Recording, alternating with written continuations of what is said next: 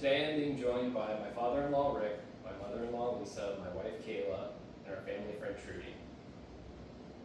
Hello, thank you all for joining me today. Today I'll be sharing a story about my recovery from alcoholism. I'll be going through the beginning, where it all started, where my drinking ended, and what my life is like today as a result of my recovery from alcoholism. In the beginning, I was born into a household where my parents were both alcoholics and addicts. My father left at an early age, and my mother did the best she could with what she had. Becoming an alcoholic myself, it is much easier to understand the circumstances under which I was raised, but it doesn't necessarily take away the trauma that was a result of my mother's alcoholism. I was frequently left home alone, and I remember one specific example of being in a house with no power and having to soak my clothes in water in order to feel cooled down. These things that I was exposed to at an early age, I feel directly resulted in a level of anxiety that I wanted to treat. I found no relief in life without some substance. At an early age, I was allowed to drink in my home at the age of 13. On my 13th birthday, I got a bottle of Bacardi 151 and a tattoo in our trailer. And that is the type of lifestyle that I was able to live at an early age. We can get into an argument of whether it's nature or nurture that creates an alcoholic, but I don't feel that I was set up great in either aspect. I also don't blame my alcoholism on those things. I feel that I've made some very direct decisions that resulted in my alcoholism, and I have to own those decisions and the outcomes. As my drinking progressed through the years, I went from drinking on the weekends and binge drinking to become an everyday drinker. I would drink every day after work, and that became drinking every day before work. At some point, I wanted to stop and found I could not. I drank every day before I left for work, I drank all day at work, I drank when I got home, I drank before I went to bed, it consumed all of my thoughts. And I had no control over how much I was going to consume once I started.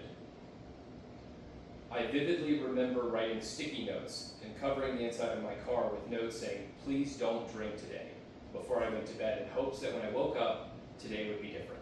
And that was never the case. I would tear up those notes, and I would grab a bottle of alcohol on my way to work, and I would live that day over and over again like Groundhog's Day. For 1,000 days in a row, I drank as soon as I woke up without fail. My drinking started to affect my home life, it affected my wife, it affected my children, it affected my ability to be employable. I found myself in an incomprehensible, demoralized position. I could find no serenity or peace. I couldn't look at myself in the mirror. I didn't like who I had become, and I couldn't stop drinking because I had a mental and physical dependence on alcohol. As a result, in September of 2021, I checked into rehab. I received 30 days of treatment, at which point I stopped drinking alcohol, and I have not found it necessary to drink since September 17, 2021. I recently celebrated 4 years of sobriety, and now I would like to share about all the gifts that I've received as a direct result of that decision. My wife and I have a beautiful marriage and a beautiful family with 2 very intelligent, loving daughters. Last year we were able to purchase a home, which growing up was not something I ever considered possible. I am what I would affectionately call trailer trash. People where I'm from don't buy homes, they rent. At the end of this semester, I will be a first-generation college graduate. I am passionate about my recovery. I care about my family. I love my wife. I love my children. And I dedicate myself every day to trying to be a better person. I have spent the last 4 years continuing to focus on my sobriety. It is not something that you do overnight. It's not something that happens by mistake. It is a dedicated effort, and it's a result of years of that effort. Today I consider myself recovered from alcoholism. The trauma of my childhood, the trauma of my alcoholism no longer affect the decision making that I have today. I no longer suffer from that emptiness or fear that I once did as a child.